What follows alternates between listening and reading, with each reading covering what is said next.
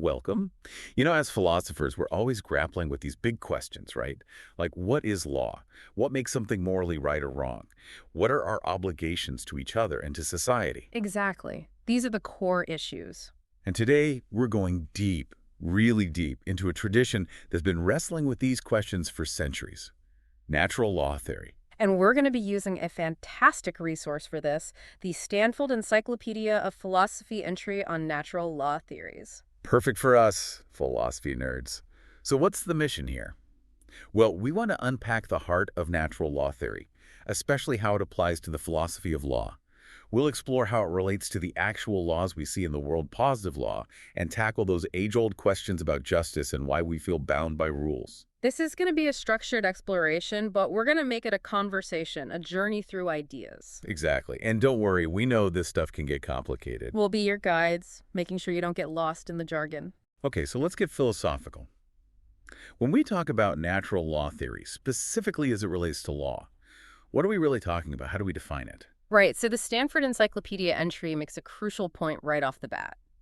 We're focusing on natural law theories as theories of law, not just broader natural law ideas about ethics or politics, which are out there, of course. Like Aquinas' whole ethical system. Exactly. But today, it's about how natural law thinkers see law itself. What is it? What's its purpose? Now, a lot of people think natural law theory is totally opposed to legal positivism, that idea that law is just what humans decide it is. Yeah, and that's a misconception. In fact, Aquinas, the big name in natural law, actually coined the term positive law. Why, really? Yeah, and natural law theories actually share a lot with positivist views. They acknowledge that law is a social thing, influenced by power and custom. So where do they split? What's the fundamental difference?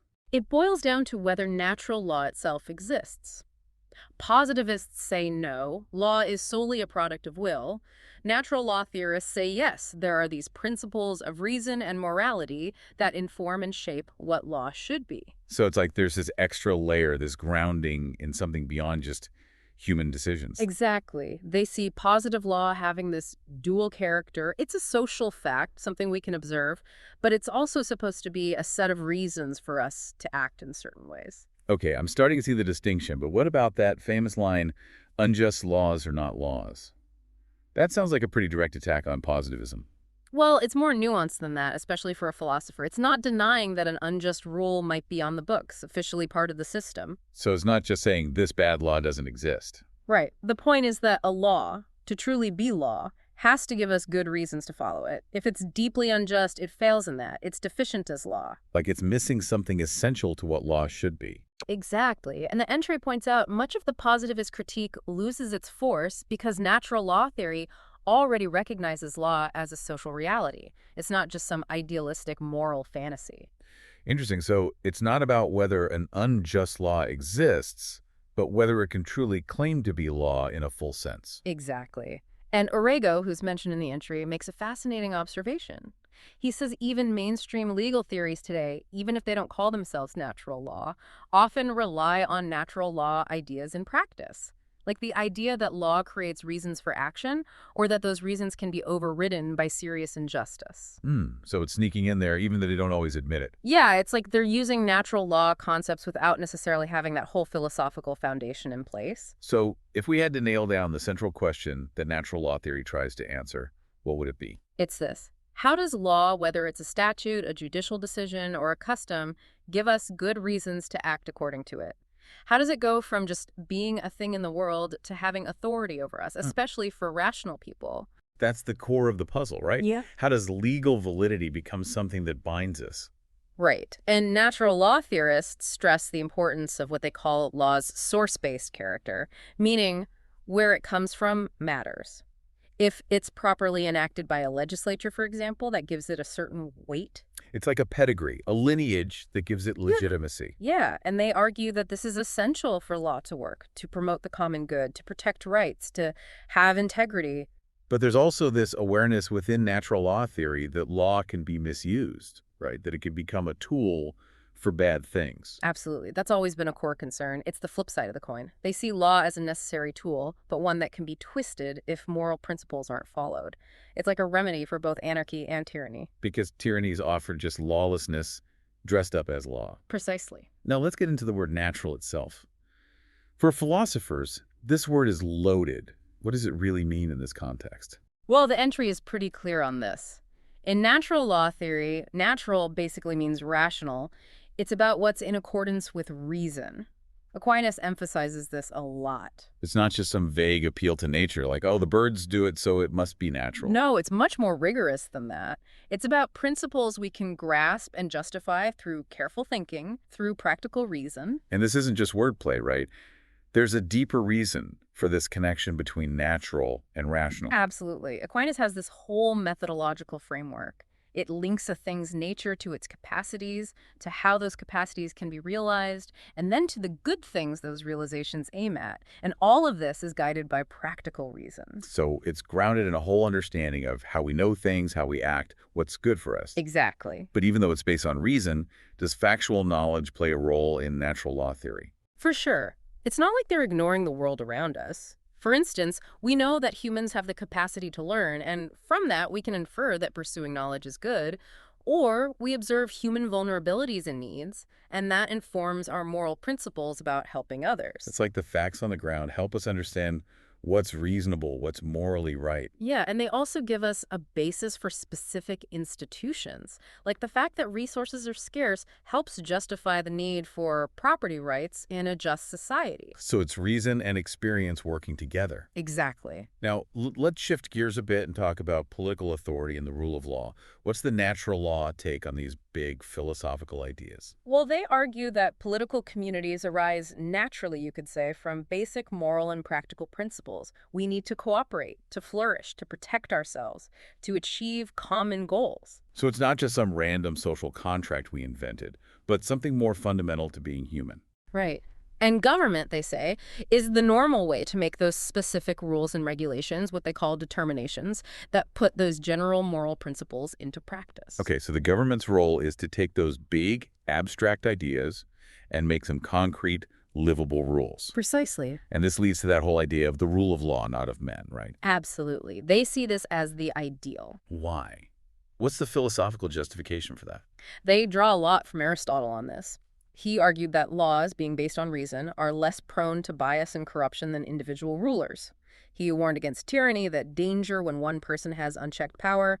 Plus, there's the principle of equality, everyone being subject to the same laws. It's about fairness, consistency, preventing abuses of power. Exactly. And then you have Aquinas, who adds to this. He sees the ideal form of law as coordinating the actions of free individuals through clear, public, general, stable, and practical rules. So it's treating people as partners in reason, not subjects to be controlled.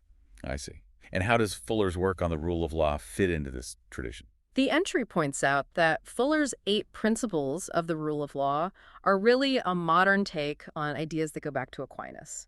Like, laws should be publicized, understandable, not retroactive. He argues these principles are essential because they embody this moral duty of rulers to treat the people they govern as free and equal. Not just as pawns to be moved around. Exactly. It's about mutual respect between the government and the governed. Now, some people, like Raz and Kramer, argue that the rule of law is morally neutral. They use that image of a sharp knife, which can be used for good or evil. Right. They say that even bad regimes can use the rule of law effectively to achieve their aims. But Finnis and Simmons push back on that, especially on whether tyrants really follow the rule of law, particularly the idea that they themselves should be bound by the rules. So it's a debate about whether the rule of law inherently promotes good governance or just provides a tool that can be used in different ways. Right. But the key for natural law theorists is the moral dimension. They're concerned with what a fully rational and moral legal system would look like, not just what works in a purely practical sense. So beyond just the procedures, natural law theory also talks about the substantive goals of law, right? Like preventing violence, protecting property, things like that. Absolutely. It's not just about how laws are made, but also what they aim to achieve. And this is where the idea of ascitus gentium, the law of peoples, comes in. These are principles and rules that are seen as essential for any society to function peacefully. Like a basic moral code for how we get along. Yeah, and the entry argues that this is the basis for many modern legal concepts, like general principles of law recognized by civilized nations, or even the idea of human rights in international law. So it's like these fundamental principles are woven into the fabric of how we think about law and morality. Exactly. And for Aquinas, these principles are derived from even more basic moral precepts like do good and avoid evil.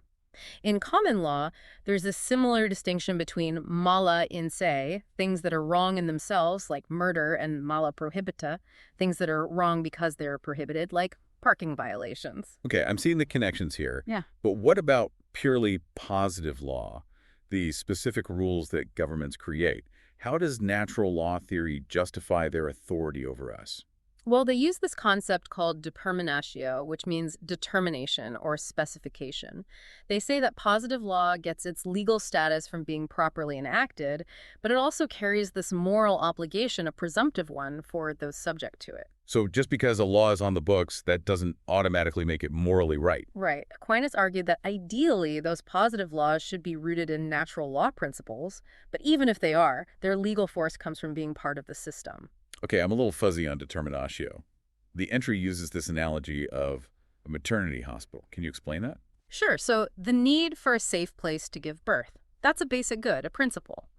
But the details of how that hospital is built, the rules they have, those are specific choices made by humans. That's determinatio, taking a general principle and making it concrete.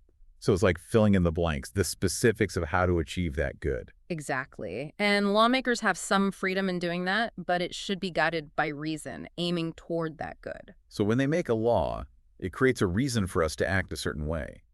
But how does that square with the idea that we can't derive an ought from an is? Good question. The entry explains that determinatio works as the second premise in a kind of practical syllogism. So the first premise would be something like traffic should be regulated for safety. Then, the law enacting a speed limit, that's the social fact, the second premise, it's not a strict logical deduction, but more like a reasoned specification. So moral weight comes from that initial principle, the need for safety, and the law is just the concrete application of it. Right. And this is why positive law has this presumptive moral force. It's supposed to fit within a scheme of practical reasoning that starts with basic moral needs. And this is where natural law theory and legal positivism actually agree, right? They both acknowledge that laws depend on social facts. Exactly. The difference is whether those social facts are the only thing that matters. Okay, now, you've mentioned this phrase, presumptive and defeasible obligatoriness. What does that mean for us as philosophers thinking about the nature of obligation? Well, it's about how legal obligation relates to moral obligation.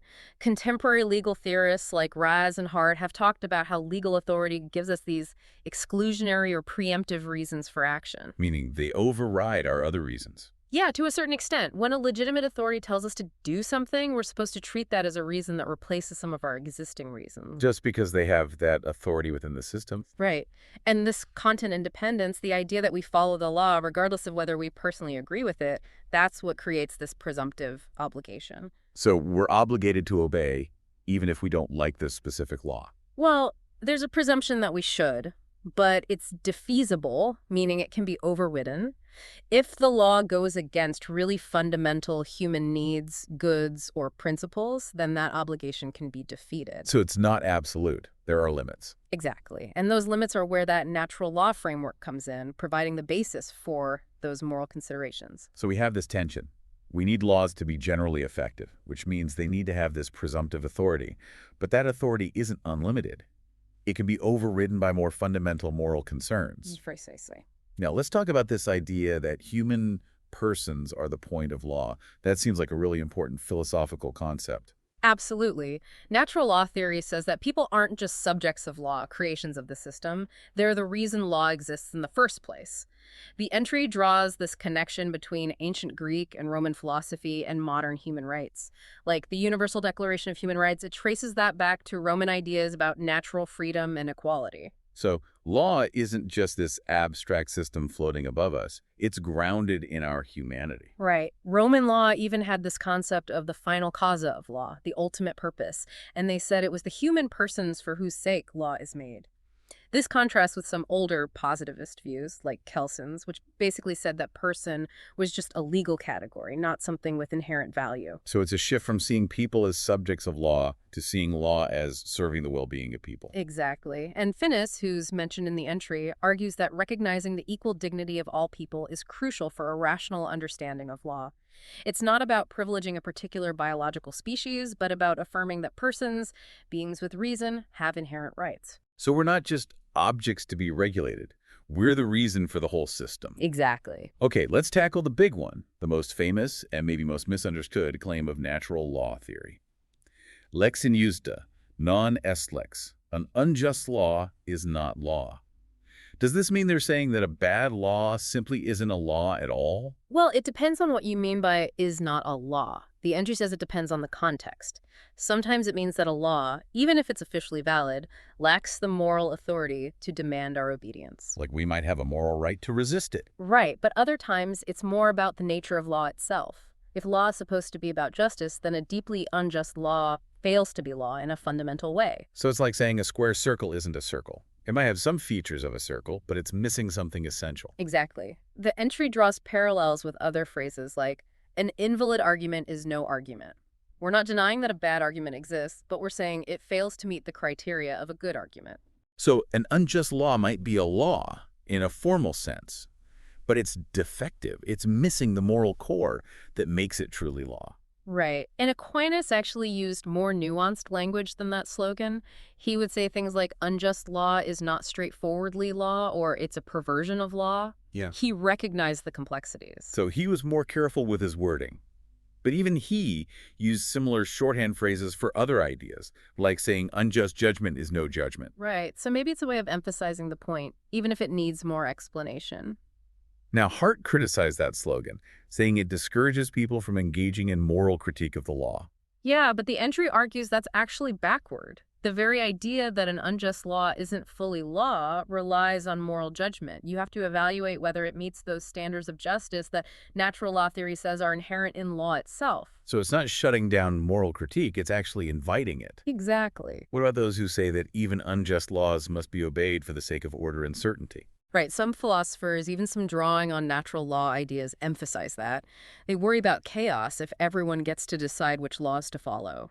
But the entry points out critiques of that view, like Alexi's argument that it's inconsistent to say we have a moral duty to obey something that's morally wrong. It's a tough philosophical nut to crack, and there's still debate among contemporary thinkers like Alexi, Finnis, and Crow about how to best understand and apply that classic natural law position today. Definitely. Okay, last big question. Can any theory of law, natural law or positivist, truly be value-free, especially morally value-free? The entry argues that no, not really, especially when you're building a general theory of something as complex as law. Just choosing which concepts to focus on, how to arrange them, that involves value judgments. You're implicitly saying what you think is more rational, more important. So even if you don't explicitly say this is good, this is bad, you're still making choices that reflect your values. Exactly. They use Weber as an example. He talked about value-free social science, but even his idea of rational domination implies certain values about what's good for humans. So those values are always lurking there, even if they're not stated outright. Right. And natural law theory just makes those values explicit. It puts them on the table for debate, for rational scrutiny, like we see in Aristotle. So it's not about being unbiased, but about being transparent about your biases. Yeah, and being willing to defend them. And the entry emphasizes that this doesn't mean they ignore bad laws. They study them precisely because they're bad, because they deviate from a morally good system. The goal isn't just to describe law, but to figure out what makes it just, what makes it worthy of our obedience. And they argue that this is something that legal positivism often misses, that it focuses too much on just the facts of law and not enough on its deeper purpose. Right. The entry actually says that maybe no legal philosopher should be a legal positivist because natural law theory already accounts for those social facts that positivists emphasize. It's just that it goes further. It asks those bigger questions. Exactly. Questions like, what's the point of law? Why should we obey it? What laws should we have? These are the questions that matter. So it's not just about the label natural law. It's about grappling with those fundamental issues that any theory of law should address. Exactly. So for a fellow philosopher listening to this, What are the key takeaways from our deep dive into natural law theory? Well, we've seen how it grounds law in reason, how it sees positive law as important but not the whole story, how justice is central to its conception of law, how that slogan about unjust laws is more nuanced than it seems, and how value judgments are unavoidable in any theory of law. It's a richer, more complete picture than just focusing on the is of law. Absolutely. And it leaves us with this question. If we take seriously these moral dimensions of law, how does that change how we think about the legal systems we live under? Does acknowledging a higher law, these principles of justice accessible through reason, give us a stronger basis for critique and reform? These are big questions worth pondering, and we encourage you to dive deeper into the Stanford Encyclopedia entry and explore the work of the thinkers we've discussed: Aquinas, Finis, Hart, Dworkin, Raz. This is just the beginning of a fascinating and important philosophical journey. And who knows where that journey might lead us? That's the beauty of philosophy, right? Thanks for joining us. Absolutely. It's been a pleasure.